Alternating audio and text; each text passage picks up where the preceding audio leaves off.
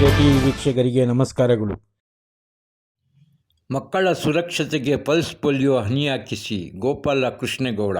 ಸುದ್ದಿಯ ವಿವರ. ಪೋಲಿಯೋ ಹನಿ ಒಂದು ಅಂತಾರಾಷ್ಟ್ರೀಯ ಮಟ್ಟದ ಕಾರ್ಯಕ್ರಮವಾಗಿದ್ದು, ಎಲ್ಲರೂ ತಮ್ಮ 5 ವರ್ಷದ ಒಳಪಟ್ಟ ಮಕ್ಕಳಿಗೆ ಪೋಲಿಯೋ ಹನಿ ಹಾಕಿಸಬೇಕೆಂದು ಕೋಲಾರ ಜಿಲ್ಲಾ ರೋಟರಿ ರೆಡ್ ಕ್ರಾಸ್ ಸಂಸ್ಥೆ ಸಭಾಪತಿ ಎನ್. ಗೋಪಾಲ ಕೃಷ್ಣೇಗೌಡ ತಿಳಿಸಿದರು. ಕೋಲಾರ ನಗರದಲ್ಲಿರುವ ತರಕಾರಿ ಮಾರುಕಟ್ಟೆ ಮುಂಭಾಗವಿರುವ ಪ್ರಾಥಮಿಕ ಆರೋಗ್ಯ ಕೇಂದ್ರದಲ್ಲಿ ಭಾನುವಾರ ಏರ್ಪಡಿಸಿದ್ದ ಪಲ್ಸ್ ಪೋಲಿಯೋ ಲಸಿಕಾ ಕಾರ್ಯಕ್ರಮದಲ್ಲಿ ಮಾತನಾಡಿದರು. ಈ ಸಂದರ್ಭದಲ್ಲಿ ನಗರ ಪ್ರಾಥಮಿಕ ಆರೋಗ್ಯ ಕೇಂದ್ರದ ವೈದ್ಯಾಧಿಕಾರಿಯಾದ CS Ramesh, pulse polio Rotary ರಾಜ್ಯ ಚೇರ್ಮನ್ VP ಸೋಮಶೇಖರ್, ಕೋಲಾರ ಜಿಲ್ಲಾ ರೆಡ್ ಕ್ರಾಸ್ ಸಂಸ್ಥೆಯ ಸದಸ್ಯರಾದ ಬಶೀರ್ ಅಹಮದ್, ಆಡಿಟರ್ ಅಸೋಸಿಯೇಷನ್ ಸಂಘದ ಅಧ್ಯಕ್ಷರಾದ ಡಾ. ರಾಜ್ಕುಮಾರ್, ಮಾಜಿ ನಗರಸಭಾ ಸದಸ್ಯರಾದ ಮಂಜುನಾಥ್, ಪ್ರಾಥಮಿಕ ಆರೋಗ್ಯ ಕೇಂದ್ರದ ಸಿಬ್ಬಂದಿ ವರ್ಗ, ಸಾರ್ವಜನಿಕರು, ಪೋಷಕರು ಉಪಸ್ಥಿತರಿದ್ದರು. ವರದಿ ಪರ್ವೀಜ್ ಅಹಮದ್. ಈ ಎಲ್ಲ ಮಕ್ಕಳಿಗೂ ಪೋಲಿಯೋ ಫ್ರೀ ಮಾಡಬೇಕು. ಇರುತ್ತೆ ಕೈಯಲ್ಲಿ ಕೊಟ್ಬಿಡಿ, ಕೈಯಲ್ಲಿ ಪರವಾಗಿಲ್ಲ. ಆಯ್ತು.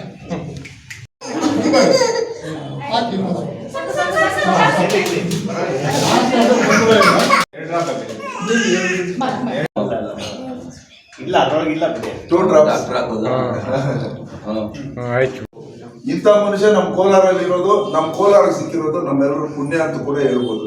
ಯಾಕೆಂದ್ರೆ ಸರ್ ಮಧ್ಯರಾತ್ರಿ ನಾನು ಫೋನ್ ಮಾಡ್ತಾರೆ, ಸರ್ ಬ್ಲಡ್ ಬೇಕು ಅಂತ ಹೇಳ್ಬಿಟ್ಟು, ಅಪ್ಪ ನಾನು ಕಾರ್ ಕೊಡ್ತೀನಿ, ಡ್ರೈವರ್ ಕೊಡ್ತೀನಿ, ಕರ್ಕೊಂಡೋಗ ಸರ್ ನೀಟಾಗಿ ಹೋಗಿ ಬ್ಲಡ್ನ ಕಲೆಕ್ಟ್ ಮಾಡಿ ಬೆಂಗಳೂರಲ್ಲಿ ಕರ್ಕೊಂಬಂದು, ಸರ್ ಕಾರ್ ಸೇಫಾಗಿ ತಗೊಂಡ್ಬಂದಿದ್ದೀನಿ ಸರ್, ಇಟ್ಟು ಬರ್ತಾರೆ ಸರ್. ಯಾರು ಸಿಗ್ತಾರೆ ಸರ್ ಈಗಿನ ಕಾಲದಲ್ಲಿ?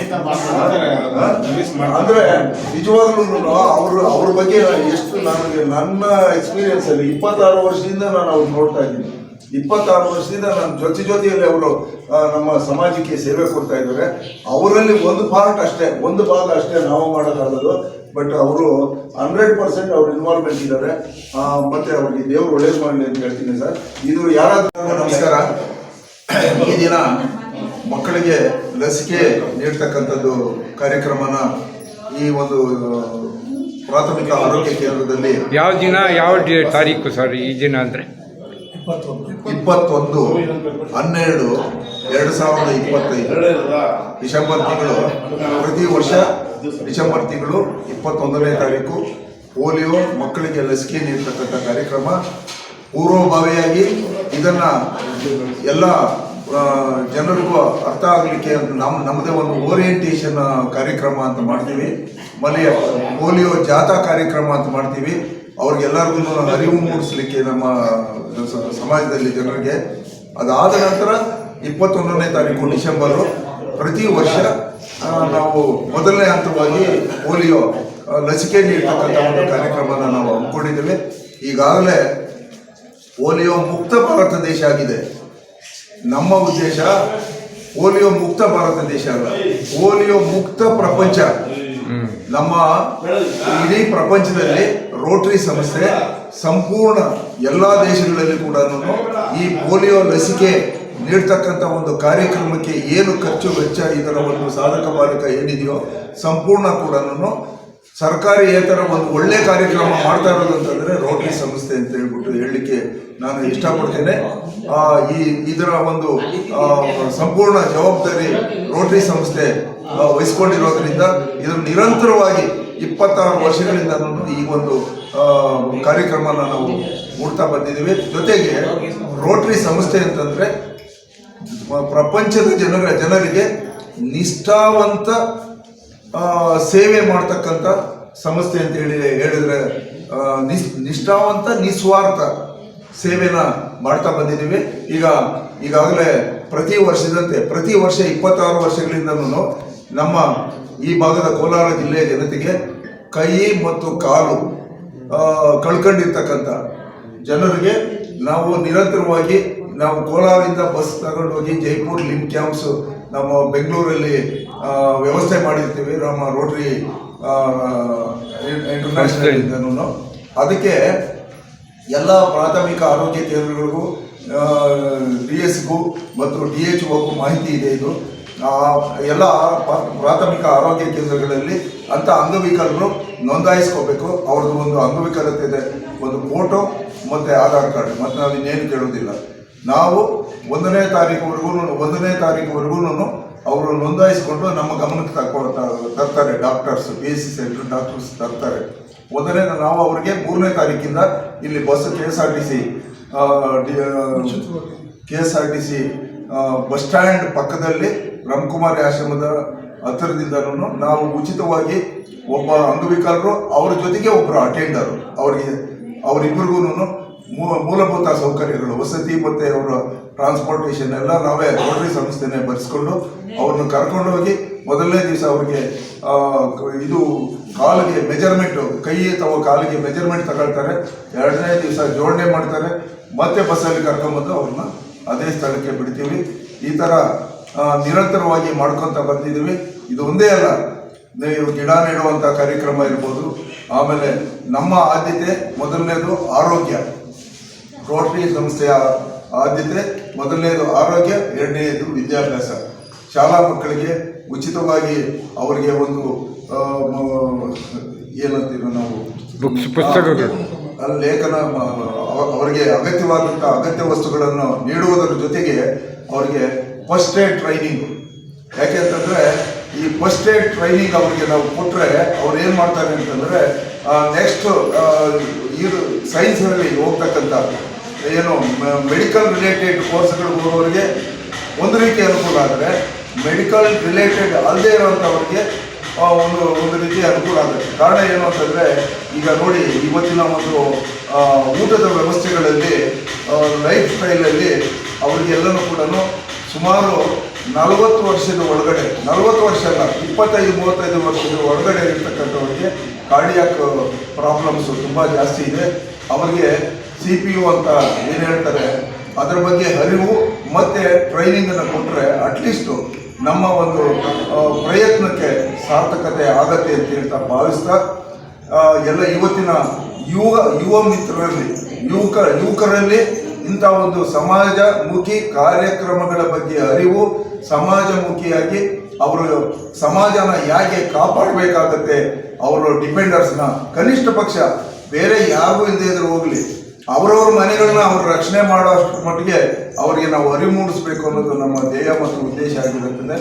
ಅದಕ್ಕೆ ನನ್ನ ರೋಟರಿ ಸಂಸ್ಥೆಯ ಎಲ್ಲ ಸದಸ್ಯರಿಗೂ ಎಷ್ಟು ಕೃತಜ್ಞತೆ, ಧನ್ಯವಾದಗಳು ಹೇಳಿದ್ರು ಕೂಡ ಕಡಿಮೆನೇ. ಅದರ ಜೊತೆಯಲ್ಲಿ ಆರೋಗ್ಯ ಇಲಾಖೆಯಿಂದ ನಮ್ಮ ಡಾಕ್ಟರ್ ರಮೇಶ್ ಸರ್ ಇದ್ದಾರಲ್ಲ, ನಮ್ಮ ಡಾಕ್ಟರ್ ರಮೇಶ್ ಸರ್ ಅವರು ನಾನು ನೋಡ್ತಾನೆ ಇದ್ದೀನಿ ಪ್ರತಿ ವರ್ಷ. ಆಮೇಲೆ ಜೊತೆಗೆ ಈ ಕೋಲಾರ ಹೃದಯ ಭಾಗದಲ್ಲಿರ್ತಕ್ಕಂತಹ PHC ಪ್ರಾಥಮಿಕ ಆರೋಗ್ಯ ಕೇಂದ್ರ ಏನಿದೆ, ಇದು ನಿರಂತರವಾಗಿ 24/7 ಇಲ್ಲಿ ಸೇವೆ ನೀಡ್ತಾ ಇದೆ. ಆಮೇಲೆ ಜೊತೆಗೆ ಇದ್ರ ಬಗ್ಗೆ ಹೆಮ್ಮೆ ವ್ಯಕ್ತಪಡಿಸ್ತಾ ಇದ್ದಾರೆ ಸಾಮಾಜಿಕವಾಗಿ ಜನ ಅಂತೇಳಿ ಹೇಳಲಿಕ್ಕೆ ಇಷ್ಟಪಡ್ತೇನೆ.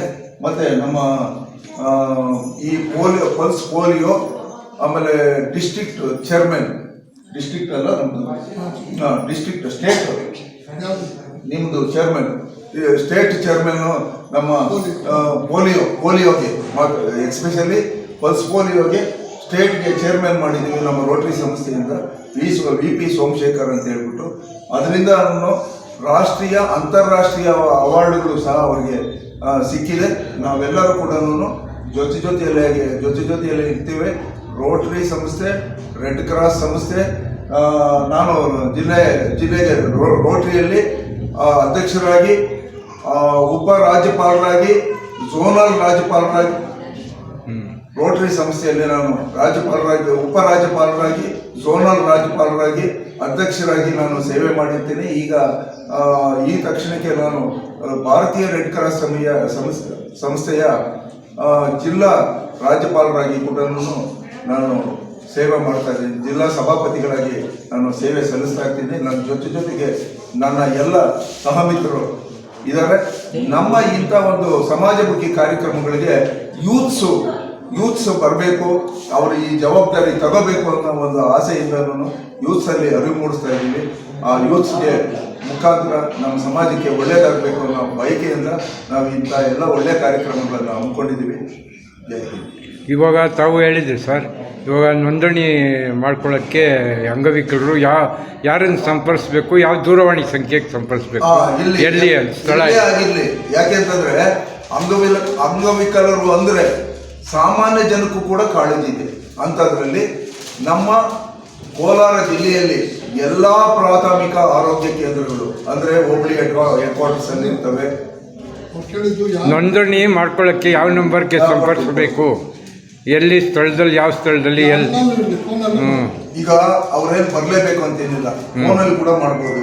944-8431-811 944-8431-811 ಈ ಒಂದು ಸಂಖ್ಯೆಯ ಫೋನ್ಗೆ ಸಂಪರ್ಕಿಸಬಹುದು. ಕಾರಣ ಏನು ಅಂತಂದ್ರೆ ಬೆಂಗಳೂರಲ್ಲಿರೋರಿಗೆ ಎಷ್ಟೋ ಜನ ಗೊತ್ತಿಲ್ಲ. ಬೆಂಗಳೂರು ಸುಮಾರು 350-400 ಹಳ್ಳಿ ಸೇರಿಬಿಟ್ಟು ಬೆಂಗಳೂರು ಆಗ್ಬಿಟ್ಟಿದೆ ನೋಡಿ. ಈ ಥರ ಬರುತ್ತೆ,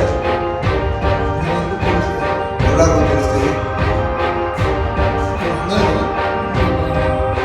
ಬೆಂಗಳೂರಲ್ಲಿರೋ ಸಹ ನಮಗೆ ಈ ನಂಬರ್ಗೆ ಸಂಪರ್ಕ ಮಾಡ್ತಾರೆ. ಇದರಲ್ಲಿ ಭೇದ ಭಾವ ಏನಿಲ್ಲ. ಬೆಂಗಳೂರಲ್ಲಿರೋರಿಗೆ ತಿಳಿಸ್ಬೇಕಂತ ವಿಷಯ ಮುಟ್ಟಿದ್ರೆ ಸರ್ ನಾವು ಇದರಿಂದ ಅವ್ರಿಗೆ ಯಾವ ರೀತಿ ಬೇಕಾದರೂ ಅನುಕೂಲ ನಾವು ಮಾಡಲಿಕ್ಕೆ ಸದಾ ಹೆಚ್ಚಿನ ವಿವರವಾಗಿ ನಾನು ಈಗಾಗಲೇ ಹೇಳಿದಂಥ ನಂಬರು 944-8431-811 ನಂಬರನ್ನು ಸಂಪರ್ಕ ಮಾಡಿ, ಅಥವಾ ಪ್ರಾಥಮಿಕ ಆರೋಗ್ಯ ಕೇಂದ್ರಗಳನ್ನು ಸಂಪರ್ಕ ಮಾಡಿ ಡಾಕ್ಟರ್ಗೆ ಮಾಹಿತಿ ಕೊಟ್ಟು ಅವರು ಡಾಕ್ಟರ್ ನಮಗೆ ಸಂಪರ್ಕ ಮಾಡ್ತಾರೆ. ಧನ್ಯವಾದ.